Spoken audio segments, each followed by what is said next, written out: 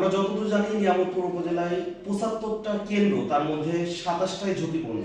তো এই ঝুঁকিপূর্ণ কেন্দ্রের ক্ষেত্রে আপনারা আইন শৃঙ্খলার পরিস্থিতি কিভাবে নিয়ন্ত্রণে রাখবেন এ বিষয়ে একটু জানতে চাচ্ছি। দেখুন, অ্যাকচুয়ালি ঝুঁকি বিবেচনা করা হয়েছে সেই কেন্দ্রের অবকাঠামোগত অবস্থান এবং যাতায়াত ব্যবস্থাকে ঝুঁকিপূর্ণ হিসেবে বিবেচনা করা হয়েছে।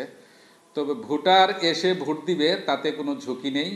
ভোটারের জন্য ভোট দেওয়ার বিষয়ে আমাদের টোটাল ৭৫টা কেন্দ্রের একই পরিবেশ। ভোটার আসবেন, নির্বিঘ্নে তার ভোটাধিকার প্রয়োগ করবেন। আমাদের পর্যাপ্ত নিরাপত্তা ব্যবস্থা রয়েছে। ভোটের দিনে ভোটারের নিরাপত্তা বা ভোট দেওয়া নিয়ে কোনো ঝুঁকি আমাদের মধ্যে নেই। আসন্ন জাতীয় সংসদ নির্বাচন এবং গণভোট উপলক্ষে নওগাঁ জেলার মাননীয় পুলিশ সুপার মহোদয়ের সার্বিক দিক নির্দেশনায় আমাদের নিয়ামতপুর উপজেলার ৭৫টি কেন্দ্রে ৪ স্তরের নিরাপত্তা ব্যবস্থা গ্রহণ হয়েছে।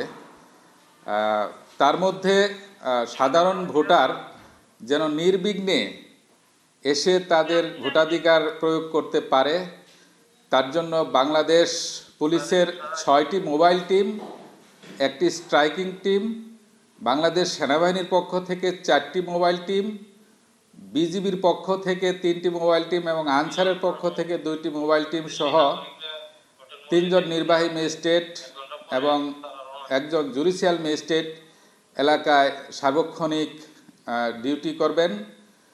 তো আমরা আশা করছি বিগত যে কোনো নির্বাচনের চেয়ে আমরা এই নির্বাচন স্বচ্ছ, সুন্দর এবং নিরপেক্ষভাবে সম্পন্ন করতে পারবো। শান্তিপ্রিয় নিয়ামতপুরবাসী আমাদের নির্বাচনী দায়িত্ব পালনে নিষ্ঠার সাথে দায়িত্ব পালনে আমরা বদ্ধপরিকর। আমরা নিরপেক্ষভাবে দায়িত্ব পালনে বদ্ধপরিকর। আশা করছি নিয়ামতপুরবাসীর পক্ষ থেকে আমাদেরকে এই দায়িত্ব পালনে যথাযথ সহযোগিতা আমরা পাব।